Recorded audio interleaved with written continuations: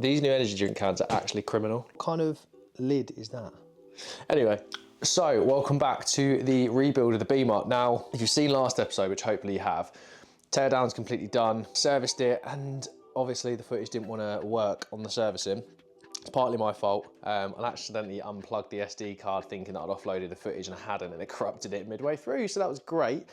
But yeah, all serviced. Pretty straightforward, to be honest, with the Beamers. They're nice and easy to get access to. The air filter is easy at the front of the airbox. Same with the oil filter underneath. Little tray in there, stop drips going on the exhaust, and that's pretty much it. I've gave it a very quick wipe down, just for the bits that you don't usually get access to, and I'll give it a proper detail once everything's on there. I've got somebody actually who's going to be doing this, so they're doing a full detail for me, so that'll be really cool getting that done. And yeah, that's pretty much as far as we've got. Now, the fuel tank, today is Sunday, 10th, I stripped it down yesterday.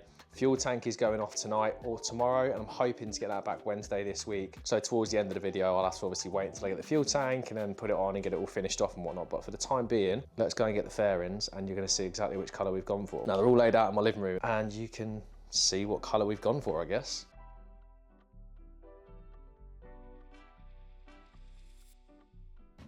So yes, we went for the BMW green, or for the newer colours, the Sao Paulo green, I think is what it's called.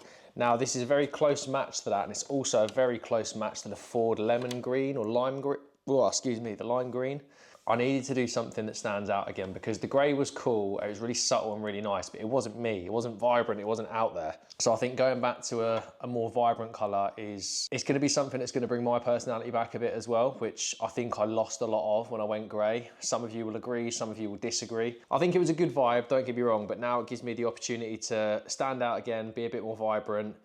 And now I can wear the black hoodies, the black jeans, the black boots, and it doesn't get lost within the bike. I think if you're gonna have contrast, it's gotta be a really Larry bike, really subtle clothing, or really Larry clothing and a really subtle bike. You see people do it both, subtle both, looks cool. Black is fine, if it's all black, it's fine. But I'm never gonna have that. Or you go full Larry, the whole thing. Yeah, it looks all right, but I think sometimes it looks too much. So I'm not gonna bore you with the details. We're gonna, again, cut to me with a voiceover, and I'm gonna get back in there and start fitting this. Plan is I'm gonna fit the headlights first, because the side fairings are easier to fit into the headlights rather than putting the headlights into the side fairings. Do the back of the bike and then do the sides and wait for the fuel tank. But as always, everyone's got a plan until they don't. But yeah, let's go and get this fitted. How are you doing this morning? Mikey asks. How am I doing, Mikey? Good, thanks, mate. I don't know why I'm talking to the camera like you can hear me. Anyway, now we've done that, let's get this camera mounted. Honestly, the more I look at this colour, the more in love I get with it. It is such a vibrant out there colour, and something I feel like I've missed so much over this last year. The grey was great, don't get me wrong, but I just don't think it represented me as an individual. Anyway, getting started on the bike on the rebuild, we start with the front nose cone, same reverse procedure as what we've done last time. So the whole thing's been bolted together internally, and then we can mount it straight onto the front with the air intake. It's then a straightforward case of bolting up on the front side of it just to pull it into the centre section of the bike, and it can hold itself in position.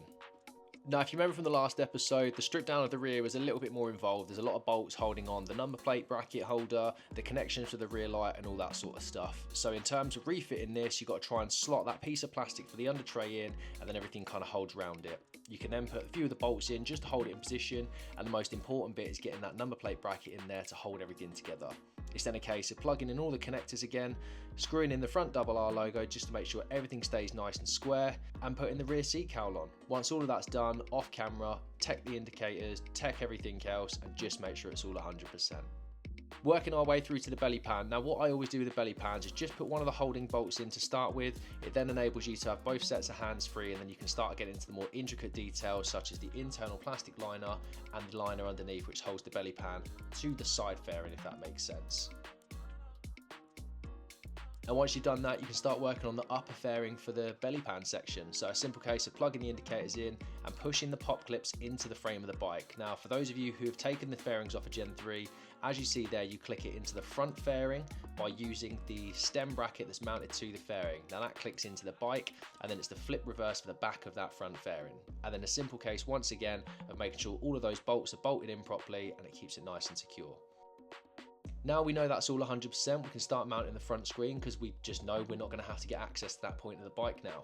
6 bolts in total, 3 on either side. Don't go crazy tight with these, there's absolutely no need to do it, and all you're gonna end up doing is splitting the thin plastic. Now with that done, we can start to move on to the wing mirrors, which is the exact same reverse as last time. So it's 2 bolts either side, held in by a 6mm nut on the inside. Now it is a nylon nut, so they're not going to come off. Make sure they are tight. It does have a rubber washer on there, so you're not going to be too bad if you do go a little bit tighter than you need to. Now the side fillet, of course, we can't click in at this point, but we're just holding the bolts in there and putting it on just so I can see visually what it looks like. I really want to get a feel for what this bike's going to look like. And like a little bit ahead of myself here, I really wanted to get the badges on there just to see what it's going to look like when it's close to finishing. That might actually be the quickest that I've rebuilt this bike, which sounds crazy because how many times do you rebuild a bike? But I've had this bike stripped down probably 7 or 8 times now through fairing changes and crashing in a straight line, and a few other bits and pieces, but it's pretty much here. So we just got to wait for the fuel tank to arrive, which should be a few days. And then once that's here, we can get that fitted, get the tank front done, and then we should be done. So I'll see you when the fuel tank arrives. We are so back. I've literally just picked up the fuel tank from Milton Keynes. I'm not even gonna hesitate. We're just gonna unwrap this and get it fitted because I can't wait to see what this is like when it's done. So Dan, thank you so much for getting this tank done in such a short space of time as well.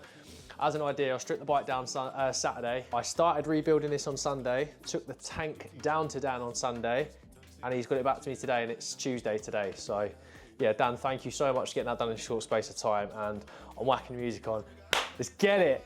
Honestly, at this point, I'm so excited getting this fuel tank out. And again, Dan, thank you so much for this because the tank looked absolutely mint and you got it back so quick. I mean, just look at the finish on that.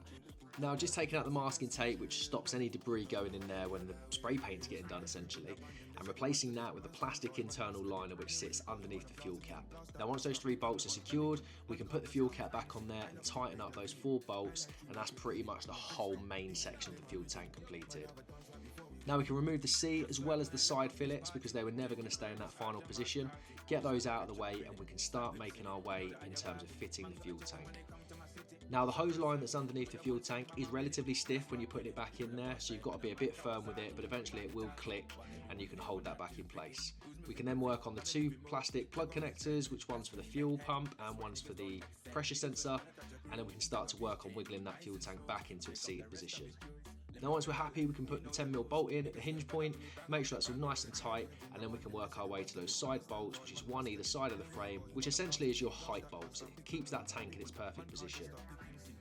Now the final bit for the main tank is to put the hose lines in. Now one of those is for your fuel overflow and one's for the vapour. And then we can reposition those side fillets, slide them into the side of the tank and get that retaining bolt put at the back so it doesn't allow for any forward or backwards movement. Now the other side had already been done slightly off camera, so you couldn't quite see that. So we can then work straight on the front of the tank by putting that tank front on there. It's a few bolts just to hold that in place and make sure everything's nice and snug so all the lines meet up nicely with as minimal gap as possible. And then we can finally, once we're happy, put the main front bolt in position to hold that tank down. Now the seat's back on, really simple process, 1 bolt either side of the seat and that's the seat finished. Now I've got a load of grubby hand marks on this, it's not going to make a world of difference, but quickly throw some rocket spray on there, clean it off, dry it down, and look at that. How good does this look? Oh my God, I am so glad I went with this colour. It's been so long since I've had something stand out and a bit more me, sort of vibrant and out there, and just sort of my whole foundation of how I sort of come up with the vibrant colours and just the attitude and just everything about it. I miss this so much. Let me know what you think about this colour in the comments below. And more importantly, let me know if it was the right choice, if anything, if this was the right choice of the colour to go for. I personally think this was the best colour I could have chosen for this bike. It's not fluoro, so it's not in your face, it's not a normal colour, it's just nice. This just hits in a way that I can't explain. This has been enjoyable to rebuild. This has just been so much fun. I think the more and more I work on this bike, the more I enjoy it. And it's always good learning new things and actually playing around with your own bikes and learning how they work and how to take them apart and how to put them back together. I think everyone should learn how to do that at some point. Obviously not gonna put these side fillets on just yet. We're gonna let the tank fully cure before we start doing that. But go whack some fuel in this and I might get out for a little blast and go get some photos. The camera does not do it justice how good this looks in here. These lights are really bright, so it doesn't help unless I'm doing all the editing and all that sort of stuff, but You're only on the vlog camera, so it's not fully in depth. But no, thank you guys very much for watching. And yeah, I'll catch you in the next one.